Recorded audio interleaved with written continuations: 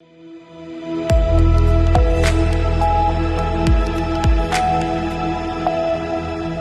के बाद आप सभी का स्वागत है सी न्यूज भारत में। नमस्कार, मैं हूं रत्ना। आइए रुक करते इस खबर की ओर। इंदौर में बिरला फर्टिलिटी एंड आईवीएफ के कार्यक्रम में डॉक्टर आस्था जैन ने बताया कि आईवीएफ को लेकर कई भ्रांतियां हैं, जैसे इसे अंतिम विकल्प मानना या इससे जन्मे बच्चे अस्वस्थ होते हैं, जो गलत है। उन्होंने बताया कि आईवीएफ एक सुरक्षित और प्रभावी प्रक्रिया है, जिसकी सफलता महिला की उम्र और जीवन शैली पर निर्भर करती है। एम्ब्रियो को लिक्विड नाइट्रोजन में 10 साल तक सुरक्षित रखा जा सकता है और पहली कोशिश में सफलता 60 से 70% तक होती है, जबकि 2-3 प्रयासों में ये 90% तक पहुंच सकती है। डॉक्टर जैन ने इंदौर और आसपास के इलाकों में देर से मातृत्व, पीसीओएस, एंड्रोमेट्रियोसिस, लो ओवरियन रिजर्व और पुरुषों में धूम्रपान और तनाव को बांझपन के बढ़ते कारण बताया। बिरला फर्टिलिटी एंड आईवीएफ में अत्याधुनिक तकनीक, विश्व स्तरीय लैब सुविधाएं, व्यक्तिगत उपचार योजनाएं, परामर्श और मनोवैज्ञानिक सहयोग प्रदान किया जाता है, जिससे मरीजों का भरोसा बढ़ रहा है और आईवीएफ की स्वीकार्यता इंदौर और मध्य भारत में तेजी से बढ़ रही है। जो इनफर्टिलिटी होती है, पहले हम बात करेंगे कि इनफर्टिलिटी क्या होती है, किसको बोलते हैं, किस कपल को हम बोलेंगे कि ये इनफर्टाइल है।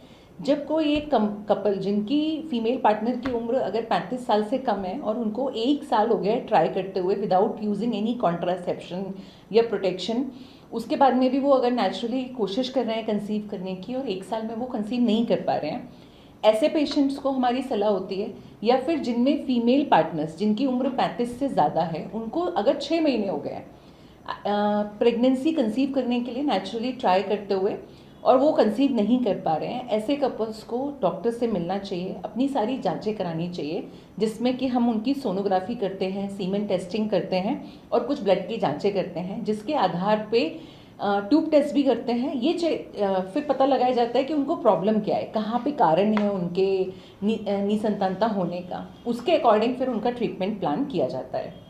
तो आईवीएफ की ज़रूरत हर पेशेंट को नहीं होती है जिनको निसंतानता की समस्या होती है। बहुत सारे पेशेंट को हम मेडिकली या आईयूआई के द्वारा भी ट्रीट कर सकते हैं। जिन पेशेंट में बाइलेटरल ट्यूबल ब्लॉकेज है या जिनके अंडे बहुत कम हैं या जिनमें मेडिकल ट्रीटमेंट फेल हो गया है या आईयूआई भी फेल हो गया है, ऐसे पेशेंट्स को फिर हम आईवीएफ करवाने की सलाह देते हैं। इनफर्टिलिटी की समस्या जो आती है उसके पीछे क्या रीज़न है, क्या कहना चाहेंगे? इनफर्टिलिटी की जो समस्या है आज के समय में, इसमें काफ़ी बढ़ोतरी देखी गई है। इसका जो प्रमुख कारण है जो बाहर निकल के आ रहा है वो है लाइफस्टाइल चेंजेस का होना। ठीक है, आज के समय में लोग हेल्दी लाइफस्टाइल नहीं होती है, जंक फूड ज़्यादा खाते हैं, सिगरेट, शराब, तम्बाकू या नशीले पदार्थों का सेवन करते हैं, तो जिसकी वजह से इनफर्टिलिटी की समस्या देखी जा रही है।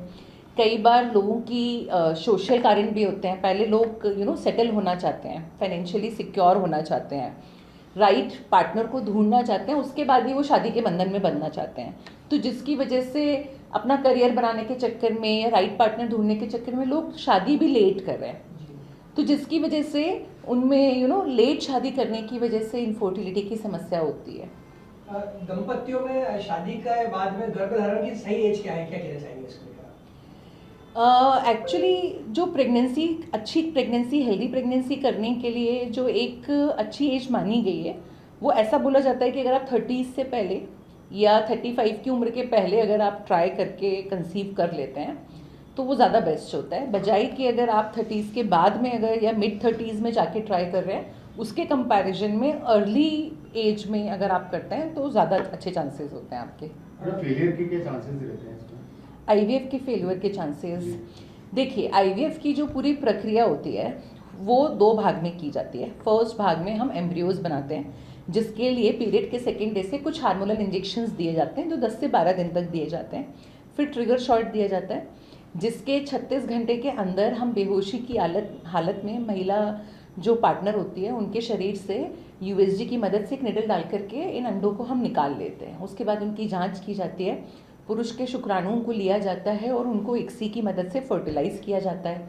फिर एम्ब्रियोज को कल्चर करते हैं 3रे दिन तक, 5वें दिन तक, तो फिर उसके बाद में हम उनको फ्रीज़ कर देते हैं। अगले चरण में हम ट्रांसफ़र करते हैं ये फ्रीज़ किए हुए एम्ब्रियोज का।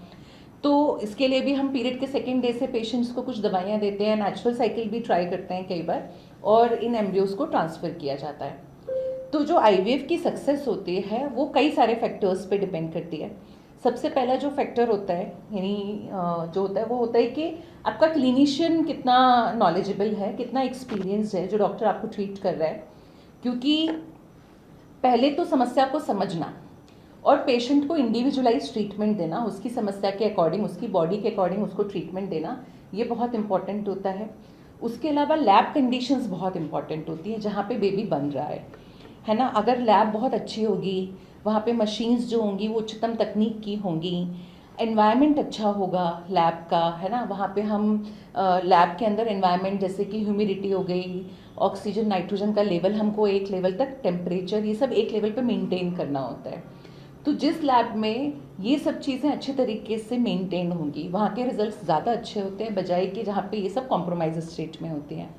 इसके अलावा जो दूसरी चीज़ डिपेंड करती है सक्सेस पे, वो डिपेंड करती है एज बहुत इंपॉर्टेंट होती है। एज बढ़ने के संग ये देखा गया है कि जो अंडे होते हैं उनकी क्वालिटी में गिरावट आने लग जाती है, उनकी क्वांटिटी कम होने लग जाती है, शुक्राणुओं की भी क्वालिटी और क्वांटिटी में एक एज के बाद में गिरावट आती है। तो इसीलिए एज बहुत एक इम्पॉर्टेंट फैक्टर होती है। दूसरी चीज़ जो होती है वो ये होती है कि आप किस तरीके की तकनीक इस्तेमाल कर रहे हैं, आप किस तरीके की क्वालिटी के इंजेक्शंस यूज़ कर रहे हैं, इन सब पे भी आपके ट्रीटमेंट की सक्सेस जो होती है वो डिपेंड करती है। जो कपल अपने अंडाणु और शुक्राणु आपके यहाँ पर प्रिजर्व रखना चाहते हैं उनके लिए क्या कहना चाहेंगे, उन लोगों के लिए किस तरह से?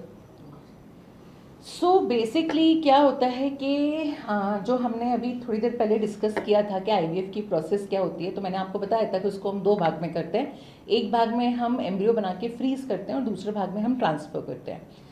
तो एम्ब्रियो फ्रीज़ करने से और ट्रांसफ़र के बीच में जो गैप होता है हम यूजुअली नेक्स्ट मंथ में ट्रांसफ़र कर देते हैं पेशेंट का, 1 महीने का गैप लेकर के। लेकिन अगर कोई पेशेंट अपनी इच्छा से बाद में ट्रांसफ़र करना चाहे या अभी फ्रीज़ करा के रख करके फ्यूचर के लिए उनको सेव करके रखना चाहे, तो इंडिया में लॉ के अकॉर्डिंग आप उसको 10 साल तक रख सकते हैं।